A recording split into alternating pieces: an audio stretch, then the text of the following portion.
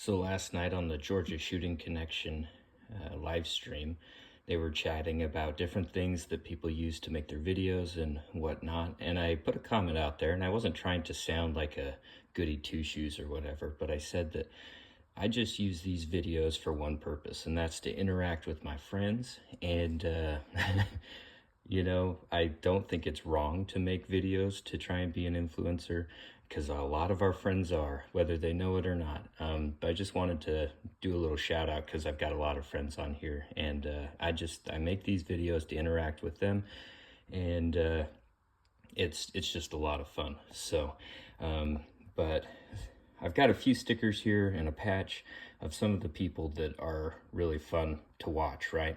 And I've got a whole bunch of other friends that I don't have stickers or patches from, and I need to fix that. So, but these guys do influence me for good, for sure. But I can definitely say that Chris from the 740 is a reason that I have a Taurus TX22 competition. And someday, this guy, Gene, a good friend, he's going to influence me to buy a Smith & Wesson metal competitor because I think that looks pretty sweet. MacMan's been a great friend for reloading and getting interested and finding information about that. Now, these guys, Cletus and Clayton, holy cow, they blew up overnight. And they sold their stickers, and then I think YouTube found out they got popular and got rid of them faster than you can say redneck.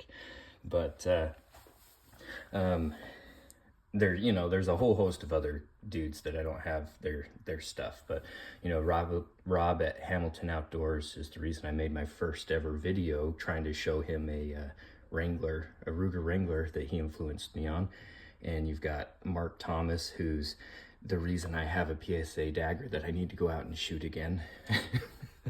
But just a lot of good people. But then if you look up here, this is one of the latest influences, and this comes from your great pal CW. So I've had in the back of my mind the idea to do brass shells for shotguns for a long time, and thought it would be a lot of fun. And then he started a month or two ago doing his series on 410 brass shells.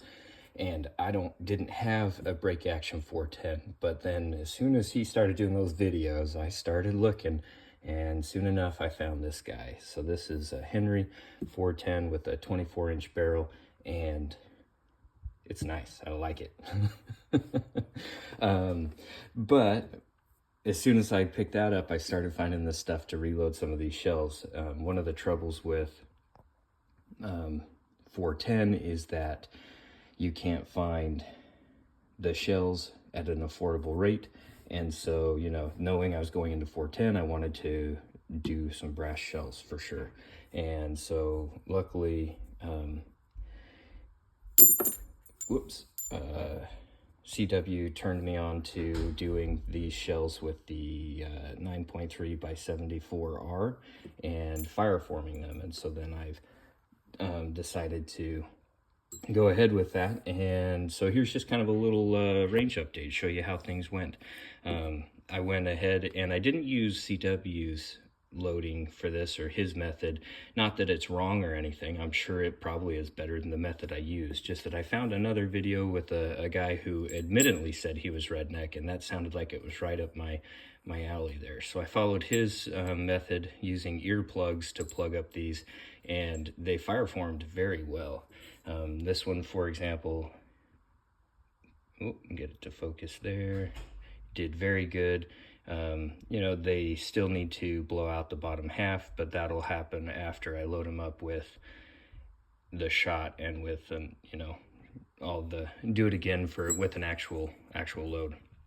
And my goal is to go out and use these for woodcock hunting. Go get a woodcock, and this fall, this winter. And so we're gonna load those up. They're ready to go now. I bought these in a 25 round bag, and I've fireformed 20 of them now. So taking them out to the range, I was able to get those 20 finished, but I didn't know if I wanted to do them all at once. I wanted to make sure it started to work. Of course, I was going to do them one at a time, and if it quit working, I was going to stop. but I didn't load up these last 5, so I need to go do those now that I know this method works. But I'm kind of glad I didn't, because these are super loud. The way I did them up following that other guy's method, he said in the video he did that they were very loud, and he wasn't wrong. They were certainly like fireworks going off. So doing 20 of those, not to mention made the gun pretty hot to just shoot 20 of those with the charge they had. It was pretty good.